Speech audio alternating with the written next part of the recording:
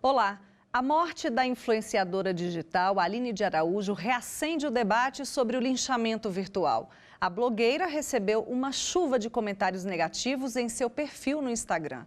Ela decidiu se casar sozinha após ser abandonada pelo noivo um dia antes do casamento. As fotos viralizaram e um dia depois ela tirou a própria vida. Vamos ver. Aline Araújo usava o perfil no Instagram para falar sobre ansiedade e depressão. No dia em que foi avisada pelo noivo, Orlando Costa, que ele não se casaria, ela desabafou na rede social. Escreveu uma publicação na qual contava sobre o abandono e sobre a decisão de se casar sozinha. Aline cumpriu o prometido e curtiu a festa, mas recebeu muitas mensagens ruins. Antes do episódio, Aline tinha cerca de 20 mil seguidores. Agora, o Instagram da jovem soma 420 mil usuários. E para debater o assunto, estão comigo aqui no estúdio Giana Testa, psiquiatra e representante da rede Esse Mundo Digital, Ética, Segurança, Saúde e Educação, e Giancarlo Zuliani, delegado-chefe da Delegacia Especial de Repressão aos Crimes Cibernéticos do Distrito Federal. Sejam bem-vindos ao fórum, muito obrigada pela presença de vocês. Giancarlo, estamos falando de linchamento virtual, né? Parece algo novo, mas na vida real isso já existe há muito tempo, a gente só mudou de plataforma. Eu queria que você explicasse para a gente o que é que caracteriza, né, um linchamento virtual. Ataques, injúrias, ofensas, ameaças, isso tudo junto? É o volume que caracteriza um linchamento? Explica para a gente. O linchamento virtual, ele não possui um tipo específico na legislação penal. O que acontece? Geralmente, pessoas que têm um protagonismo maior nas redes sociais, quando elas fazem algum tipo de comentário um pouco mais controverso, elas recebem diversas críticas, não é? Nós temos casos até mais de 1.000, chegando até 2.000 críticas, não é? A respeito desse comentário. E essas críticas, muitas vezes, elas ultrapassam aquele direito constitucional que as pessoas têm de não concordar com uma ideia, já transbordando para o cometimento de crimes, não é? Então, o linchamento virtual, a gente poderia caracterizar como sendo uma série de manifestações, né, contra uma determinada pessoa que fez ou teve alguma posição declarada na rede mundial de computadores. E como que a gente classifica esse linchamento virtual? Aí o caso que vai apontar. Porque, por exemplo, uma pessoa faz um comentário e 500 pessoas, a título de exemplo, atacam ela de uma forma que configure um crime contra a honra, não é? Fazendo uma injúria, uma difamação. Mas eu também posso ter pessoas que vão além disso para fazer uma injúria preconceituosa. Eu posso fazer um ataque já relacionado à cor, à origem, à etnia da pessoa. Aí eu já estou mudando a classificação jurídica daquele linchamento pela internet. E posso também ter situações de crimes até mais graves, que são os crimes de racismo, que aí eu já estou atacando toda uma categoria de pessoas, né? E não só aquela pessoa que fez aquele comentário. Então, no linchamento pela internet, é muito comum que a gente tenha esses 3 tipos de crime. Os crimes contra a honra, né, que tem uma pena menor, os crimes de injúria racial, que já são crimes com uma pena maior e já vão ser apenados pelas varas criminais, e os crimes de racismo, cuja pena é maior ainda. Existe, então, um trabalho de pegar todas aquelas mensagens que foram destinadas para a vítima, separar o que configura crime, não é? O que configura um ilícito penal, um ilícito civil, que já não é do interesse da investigação policial. Giana, o que leva uma pessoa, um grupo de pessoas, a participar de um linchamento virtual? Aí eu te pergunto também, a invisibilidade encoraja esse tipo de comportamento?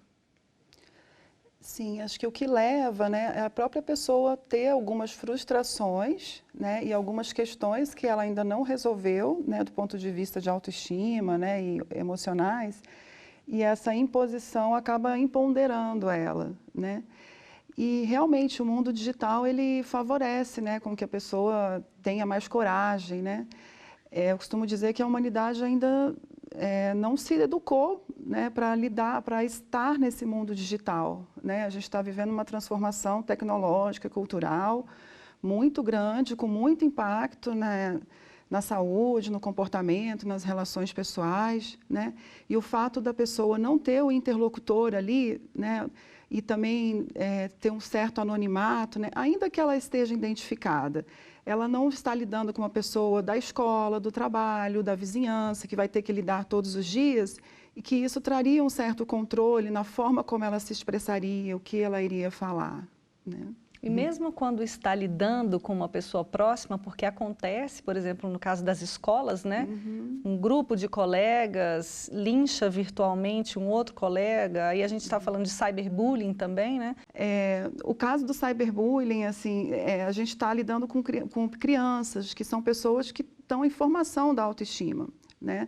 No caso da Aline, ela tinha uma vulnerabilidade psíquica, que ela tinha muita coragem em se colocar, né, e falar, eu estou lidando com isso, estou, né, tentando me formar, encaixando a autoestima dela, formando a autoestima dela. Até uma forma de pôr para fora, né? Sim, e o linchamento é uma autoestima frágil, né, e acabou levando a uma consequência, uma tragédia, ela não conseguiu lidar com isso. Giancarlo, qual é a lógica da internet em relação à culpabilidade, né? Porque nós percebemos uma avalanche de comentários, curtidas, compartilhamentos.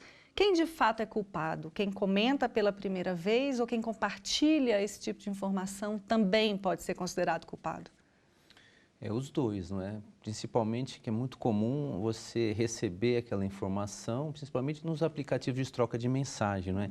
E repassar aquela informação para outras pessoas. Então, essa pessoa também vai responder por esse crime. E uma coisa interessante que a Giane falou são dos adolescentes, né, que praticam esse crime, que aí já tem uma outra situação também, que é muito comum, não é, nos linchamentos a gente identificar condutas de pessoas com mais de 18 anos e com pessoas que não têm 18 anos e são adolescentes. E também há uma alteração do tipo de procedimento e apenamento que essa pessoa vai ter.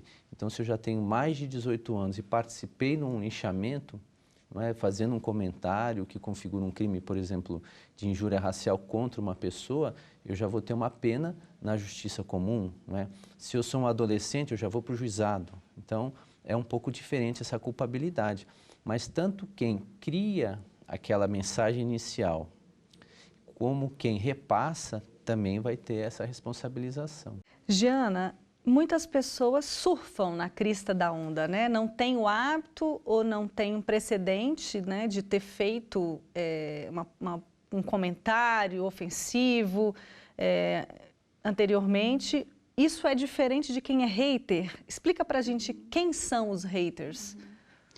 Os haters, eles são pessoas, talvez, que foram já vítimas de muito conflito, né, na sua história, rejeição, e aí conseguiram, nessa denominação, né, se empoderar, né, uma visibilidade, né.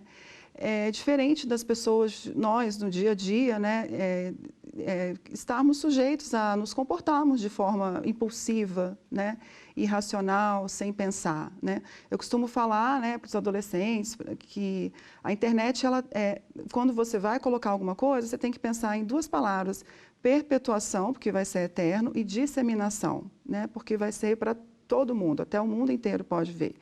Isso é uma pressão muito grande para os adolescentes. Né, ao mesmo tempo que estão em fase de formação cerebral, né, córtex ainda não está formado, que é a parte que analisa, né, a parte de controle, de autocontrole, eles têm essa pressão por trás, né. Eu acho que está no começo, eles estão cada vez mais tentando se policiar, se educar, né, mas infelizmente nem os adultos ainda estão educados para esse meio, né, social. Eu acho importante as escolas terem claras, assim, as regras, né, de convívio, os valores, né, quando existir uma questão de cyberbullying, ofensa, que os envolvidos sejam chamados, a família, né, o agressor, a vítima, e que seja reparado o dano, né? Não simplesmente que resolva, abafe, porque a escola ela tenta realmente fazer com que não ocorra mais, mas é importante essa reflexão de valores, né? Princípios, né? Não só regras, princípios são, acho que tem muito mais assim de reflexão, né?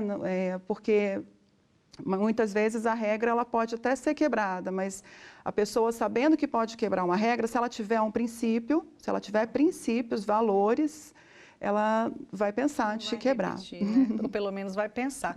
Eu vou aproveitar essa sua reflexão, Giana, e perguntar para o Giancarlo se há um desequilíbrio entre crime, entre a punição, né, e a gravidade do crime. Por que eu te pergunto isso? Porque no caso da Aline, por exemplo, muitos falam em assassinato virtual, né? Algumas pessoas comentaram, entraram nessa crista da onda, não tinham essa intenção, né? Mas olha só no que desembocou, né? Então, você acredita que haja um desequilíbrio entre a gravidade do crime e a punição? Olha, nos crimes contra a honra, como é que eu poderia dizer que são os mais comuns de serem cometidos, principalmente no linchamento virtual, existe um desequilíbrio mesmo. A penação desse crime é muito baixa, não é? É um crime que tem um procedimento de ação penal privada, ou seja, a parte vai ter que contratar um advogado para promover aquela ação, para ver aquela pessoa condenada. Então, eu acho que o desequilíbrio não é somente na pena, não é? Mas também no procedimento formal que você tem que trilhar para chegar numa condenação. E isso acaba levando as pessoas a desistirem. Então, a polícia identifica a autoria de uma injúria, por exemplo, de uma difamação. Nós encaminhamos esse procedimento ao Poder Judiciário, mas aí a vítima tem que entrar com advogado, tem custas, não é? O advogado tem que ter uma especialidade naquele tipo de processo e a gente vê pouquíssimos casos de condenação. Então, realmente, e quando a condenação ocorre, uma pena muito baixa. E acaba sendo um fator, né, de deseducativo, né, diante desse mundo digital, nesse mundo virtual, que a gente tem que... A não punição, né, eu acho que se a punição fosse mais clara, mais fácil, né, e mais assertiva, né, as pessoas conseguiriam se educar melhor, né, e conviver, né, nesse mundo de uma forma mais... Por exemplo, eu percebo que as figuras públicas, né, tal como a Aline, elas são vítimas, mas também são incitadoras de violência. Algumas até representam e favorecem com que os outros tenham essa postura, né, de ódio, enfim, né, de ideologia sem racionalidade, né. E algumas figuras públicas, elas têm até uns fãs que, diante de uma crítica, de uma ofensa, né, vem outro fã e fala, não, eu não acho isso de você, não tem nada a ver, o que é excelente, eu acho que deve ser o comportamento mesmo. A gente não tem que ficar rebatendo com o agressor, a gente tem que discordar do que ele está falando e apoiar quem está sendo agredido, né? Mas, às vezes, uma pessoa comum, né, que sofre um comentário, ela nem sempre vai ter um fã ali que vai estar amenizando ela. Então, é importante que a gente dissemine a cultura de paz na internet também, diante de uma ofensa, num grupo de WhatsApp, né, ou numa rede social, ver aquilo e falar, não, eu não acho isso não. Né, a gente discordar daquilo sem rebater diretamente o agressor. Até porque discordar não é crime, né? E muitas vezes você pode até cessar uma conversa, né? Porque as pessoas que ficam ali discutindo, a gente precisa pensar se discutir é realmente o melhor caminho, né? Para não ganhar corpo, tudo isso. Eu vou pedir licença para vocês, porque agora a gente parte para um breve intervalo, mas a gente volta já já, não saia daí.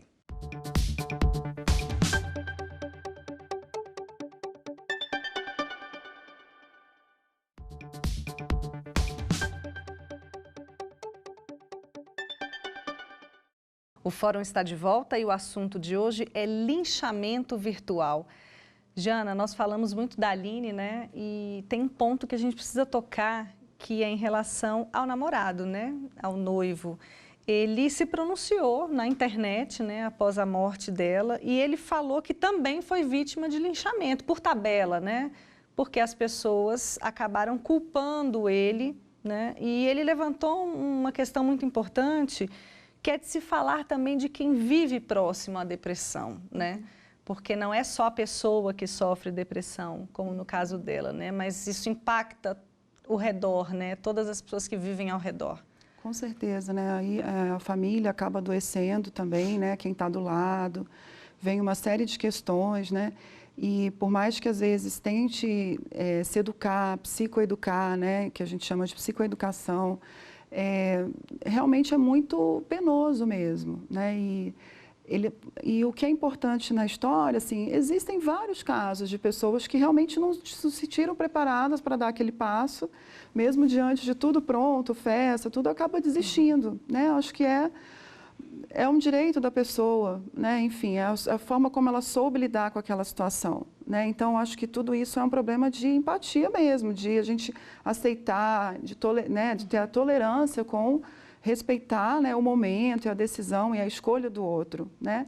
Ela respeitou do jeito dela, né? Mas infelizmente estava muito fragilizada, né? Tinha a autoestima muito calcada na questão do mundo digital, né? Eu costumo falar que a internet, o lado bom da internet é que a gente se conecta com o mundo inteiro, né? Com a nossa família que está longe, os amigos que já foram embora, as celebridades que a gente gosta, mas a gente não se conecta com a gente mesmo.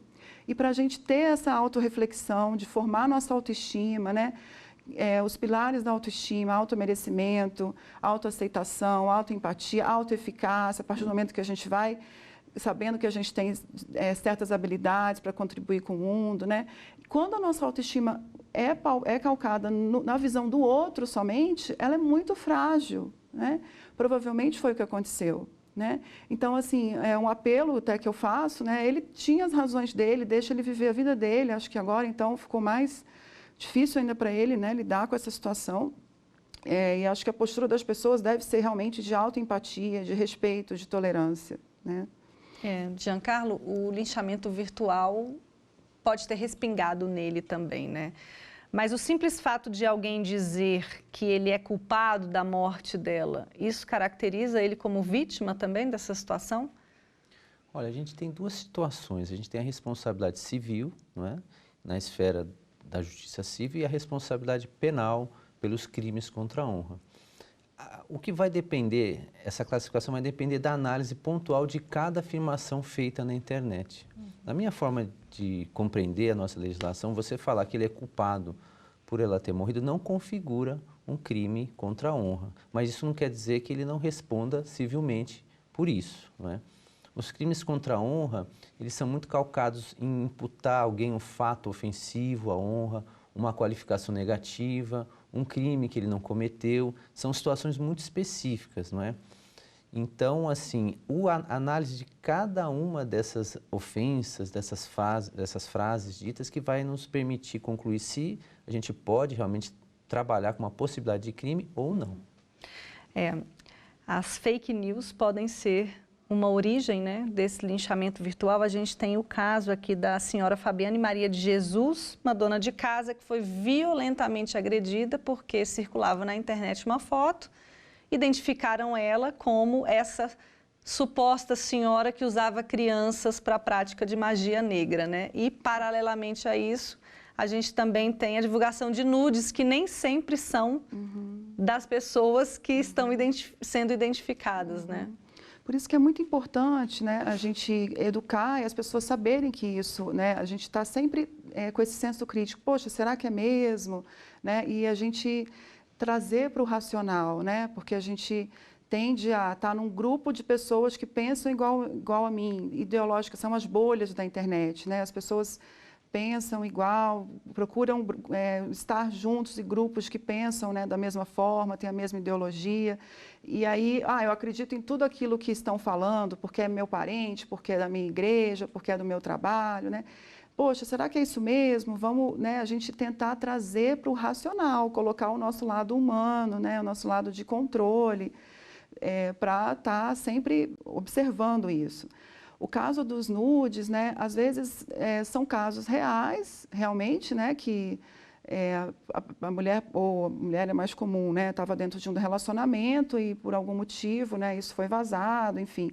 Às vezes as meninas, né, falando de meninas menores, elas têm a internet como um espelho da descoberta do corpo. Antigamente, com 12, 13 anos, elas se olhavam no espelho para acompanhar a transformação do corpo dela. Hoje elas se olham e elas compartilham isso, né?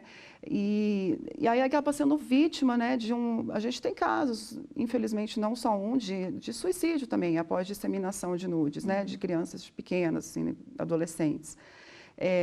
Isso realmente, elas têm a autoestima ainda muito fragilizada, né? Então, é importante que elas tenham uma rede de suporte, cada vez mais a sociedade não condene isso, né? Olha, aconteceu, mas faz parte, ninguém, né? Pode acontecer com todo mundo, né? Isso não é um tabu. Eu acho que é importante a gente, enquanto sociedade, se educar também para aceitar, né? Olha, vamos ser solidários, né? Aconteceu, todo mundo erra, né? Faz parte do universo de todo mundo. Claro. Giancarlo, a gente está falando de mensagens abertas, né, expostas em redes que todo mundo tem acesso, né? Agora, em relação aos fóruns, e aí eu vou um pouco mais profundamente falar da Deep Web, também é crime, por mais que o espectro seja melhor. E explica para a gente o que é essa tal dessa Deep Web também. A Deep Web é uma internet não indexada, então é uma internet que você não vai localizar através de busca no Google, nesses buscadores oficiais, e que você vai precisar de um navegador especial para poder acessá-la, não é? E é muito comum esses fóruns de bate-papo, né, chamado de chans, não é? Não só na Deep Web, como na web de superfície. E nesses fóruns, eles geralmente tratam de assuntos, por exemplo, uma divulgação de um suposto nude de alguém, e uma série de pessoas começam a fazer comentários que podem configurar crime contra a honra, ou injúria racial, ou um crime de racismo. Então, pelo fato de estar na Deep Web, que é um ambiente que foi feito para o anonimato, não é? As pessoas aí se soltam mais, elas são mais agressivas nos comentários, não é? E a Deep Web é um ambiente ainda que está sendo estudado melhor pela polícia, não é? Para que a gente consiga identificar a autoria desses crimes. Mas isso é uma coisa que está sendo avançado em termos tecnológicos, né? Para que a polícia tenha melhores resultados, mas de forma alguma a pessoa pode usar esse ambiente feito para o anonimato para fazer esse tipo de comentário, porque a qualquer momento ela pode ser descoberta e vai responder da mesma forma. Em relação à questão da Deep Web, né, tudo que é um pouco proibido e perigoso é bem atrativo, né, dos adolescentes principalmente. Acho que é importante os pais participarem do mundo virtual dos filhos. Giancarlo, você sabe me dizer se a culpabilidade, a pena, né, ela acompanha a proporcionalidade, né? Eu vou exemplificar. Se eu, Jordana, eu faço 200 comentários negativos ou eu faço 10, a minha culpa é a mesma ou a pena acompanha a proporcionalidade? Em termos de investigação, a primeira preocupação da polícia é confirmar, não é, se a Jordana é a titular daquela conta, não é? Para depois a gente ser feita uma análise do que foi feito, da quantidade de comentários. É lógico, quem fez um comentário só vai ter uma pena menor do que quem fez 10 comentários ou 200 comentários. Mas existe uma preocupação muito grande de se ter certeza, e a investigação ela é individualizada. A pessoa X fez 10 comentários, eu preciso confirmar que ela é realmente administradora daquele perfil, para depois descrever com detalhes a conduta dela. É interessante colocar que existe um certo prazer, assim, uma retroalimentação, né, desses comportamentos de transtorno de personalidade, comportamentos parafílicos, né, perversos, eu estou ganhando a visibilidade, eu vou fazer cada vez mais, né? E isso é algo que talvez a punição, uma melhor punição, mecanismos de punição melhores, pode barrar, pode frear, mas é algo que a sociedade também tem que ter esse papel, de até que ponto eu também posso contribuir para que isso não se propague, para aquela pessoa que é doente, que tem um problema, que ela não ganhe tanta visibilidade, né, e expansão do seu comportamento. Giancarlo, para a gente terminar, eu queria tocar num assunto em relação às plataformas digitais, né? A gente percebe um movimento de desaceleração, né, dessas plataformas. O Instagram agora, por exemplo, ele tirou os likes porque percebeu porque as pessoas estavam ficando doentes, com números, né, e tal. As plataformas estão criando mecanismos para denunciar o bullying, para denunciar as ofensas, mas existe essa facilidade, por exemplo, da polícia conseguir uma quebra de um sigilo dentro de uma plataforma, conseguir rastrear esses perfis? Olha, as plataformas que têm sede no Brasil, escritório no Brasil, pessoa jurídica, a polícia consegue com bastante facilidade essas informações. Elas, inclusive, têm uma forma de se pedir essas solicitações diretamente pela internet e elas respondem muito rápido, não é? E agora existem plataformas que não têm representante no Brasil, não é? Por exemplo, o Snapchat, que é muito utilizada por adolescentes, que a gente já tem que trabalhar com um pedido de cooperação internacional, não é? Aí já vai ficar uma investigação mais trabalhosa, mas também prestam as informações, elas não têm interesse nesse tipo de comentários na sua plataforma, não é? Mas a gente tem realmente essa situação das plataformas com representantes no Brasil, que a resposta é muito rápida, e essas que não têm representante, e também temos situações com países que o Brasil não tem acordo de cooperação bilateral, que aí a gente já tem que trabalhar com carta rogatória, que é um instrumento bastante moroso para se obter a informação. Um exemplo desse é uma plataforma russa, né, que foi utilizada na época daquela baleia azul, né, que a gente teve um trabalho mais árduo para conseguir as informações na Rússia, né? É importante essa informação, né? Porque quando a gente escolhe estar em uma rede social, a gente não pensa nisso, né? Tem sede no Brasil? Não tem sede no Brasil? Ou então, mesmo que seja meu filho, um adolescente de 16 anos e que eu permita, né? Eu como pai, né? É bacana ir atrás dessas informações, né? Porque caso aconteça, né? Pesquise a política de privacidade da plataforma, veja se tem como você mesmo denunciar, né? Algum abuso, seja em qualquer outro perfil que você veja. Eu acho que a gente tem que dar um celular para um filho ou uma filha, né, com o mesmo pensamento que a gente dá um carro. E educar para todas as consequências, né, que podem acontecer, né, diante desse aparelho que ele tem, né, dessa ferramenta. Tá certo. Eu agradeço vocês. Muito obrigada, Giana. Obrigada pelo convite. Muito obrigada, Giancarlo. Obrigado pelo convite. E eu agradeço você também que nos assistiu. O Fórum termina por aqui. Você pode acompanhar as notícias da TV Justiça também nas nossas redes sociais. YouTube TV Justiça Oficial e Twitter @TV Justiça. Até logo!